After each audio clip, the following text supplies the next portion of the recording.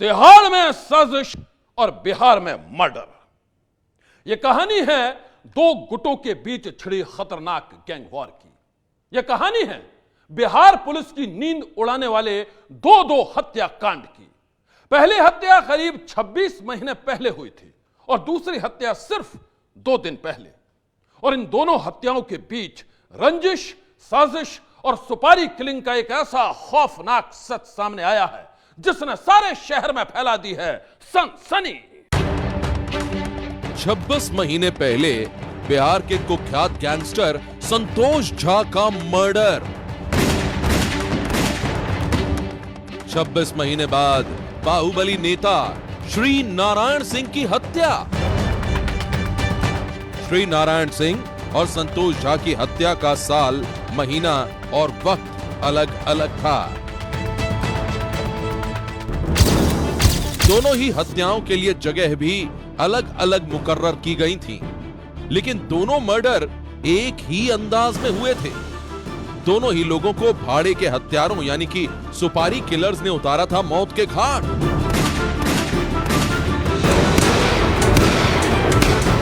कुख्यात गैंगस्टर संतोष झा को साल 2018 में उस वक्त गोली मारी गई थी जब उसे पुलिस के पहरे में पेशी के लिए कोर्ट ले जाया जा रहा था।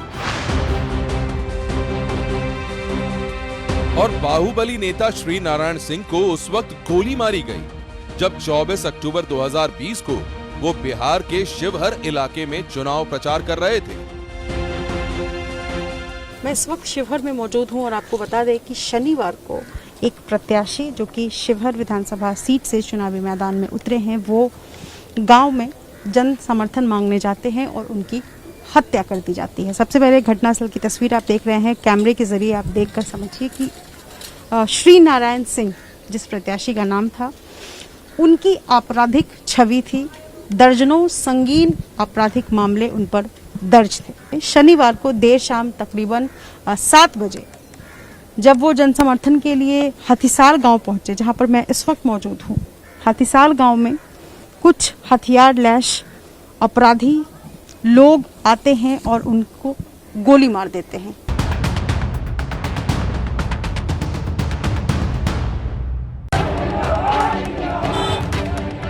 श्री नारायण सिंह की गिनती बिहार के बाहुबली नेताओं में होती थी। शिवहर के साथ ही सीतामढ़ी और मोतिहारी के इलाके में उनका अच्छा खासा दबदबा था और यही दबदबा एक दिन उनकी जिंदगी का दुश्मन बन गया।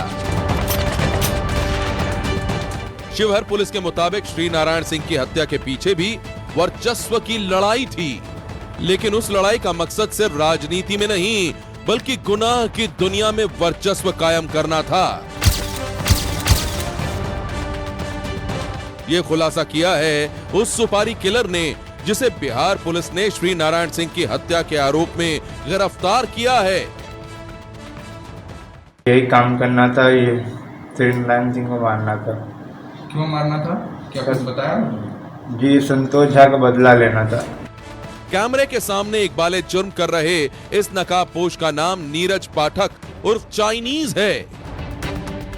सुपारी किलर नीरज पाठक उर्फ चाइनीज ने कैमरे के सामने कबूल किया है कि विकास झा नाम के एक गैंगस्टर ने उसे फोन पर दी थी श्री नारायण सिंह के कत्ल की सुपारी।